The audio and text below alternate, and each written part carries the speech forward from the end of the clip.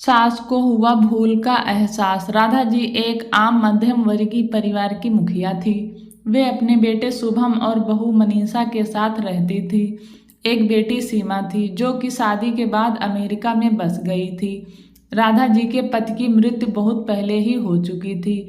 शुभम और मनीषा की शादी को 5 साल हो गए थे, लेकिन अब तक उनकी कोई संतान नहीं थी। राधा जी की बहू मनीषा भी जॉब करती थी, जो कि राधा जी को बिल्कुल भी नहीं सुहाता था। वे जल्द से जल्द दादी बनना चाहती थी, लेकिन मनीषा और शुभम यह अच्छी तरह से जानते थे कि अभी मनीषा का जॉब करना कितना ज़रूरी था। राधा जी अपने बेटे शुभम से इस बारे में बात करती तो शुभम किसी न किसी बहाने से बात को टाल देता था। इसलिए वे मनीषा को ही परेशान करने के बहाने ढूंढती रहती थी ताकि वह अपनी जॉब छोड़ दे। और अभी कोरोना काल में तो मानो उनके मन की मुराद ही पूरी हो गई थी।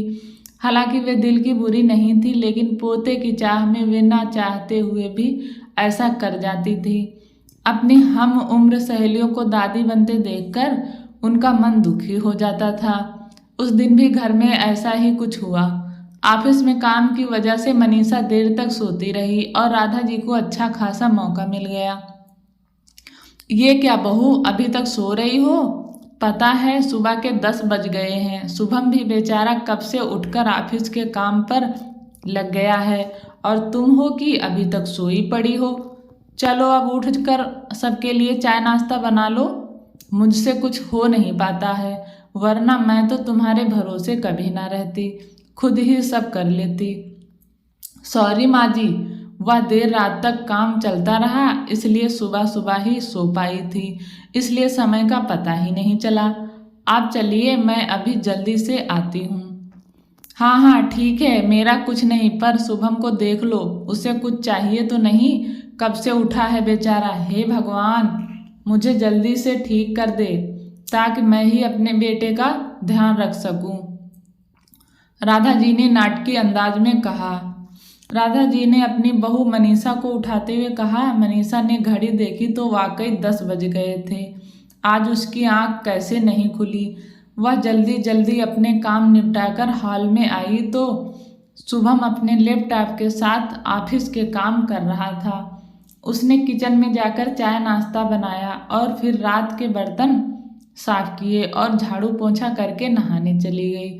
दरअसल कोरोना वायरस की बढ़ती बीमारी की वजह से शहर में पूरी तरह लॉकडाउन किया गया था, इसलिए काम वाली बाई भी नहीं आ रही थी।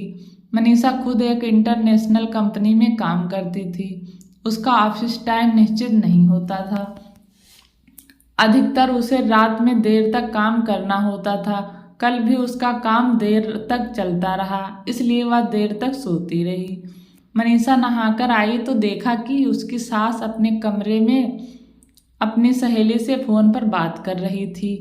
बातचीत में अपना नाम सुनकर मनीषा सास की बात सुनने लगी।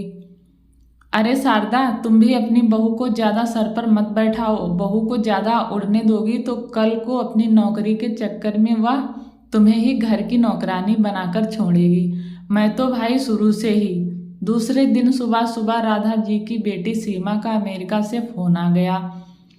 सीमा की सास उसके पास अमेरिका आई हुई थी। आदत के अनुसार राधा जी ने जैसे ही सीमा की सास की बुराई करनी चाही, वैसे ही सीमा ने उन्हें डपट दिया।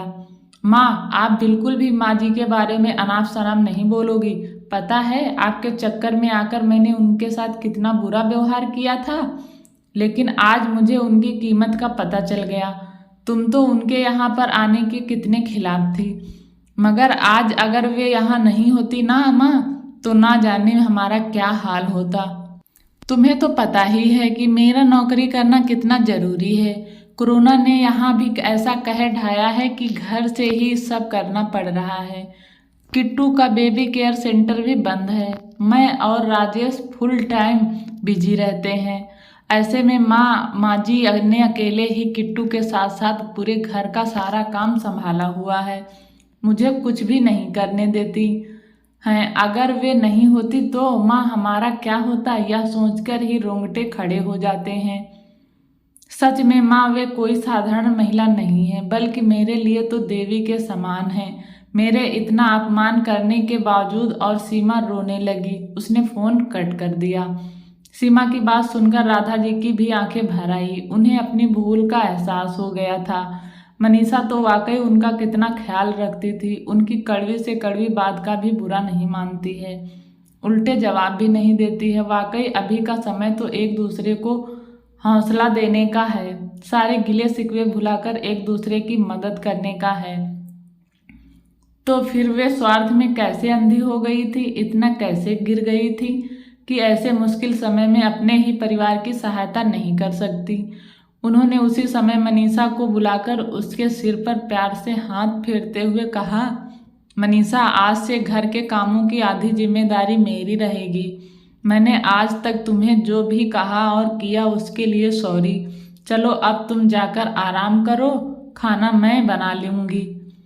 इधर सास का बदला हुआ रूप देखकर मनीषा की भी आंखों में खुशी के आंसू आ गए और अपनी सास के प्रति उसके मन में फिर से पहले वाला सम्मान वापस आ गया।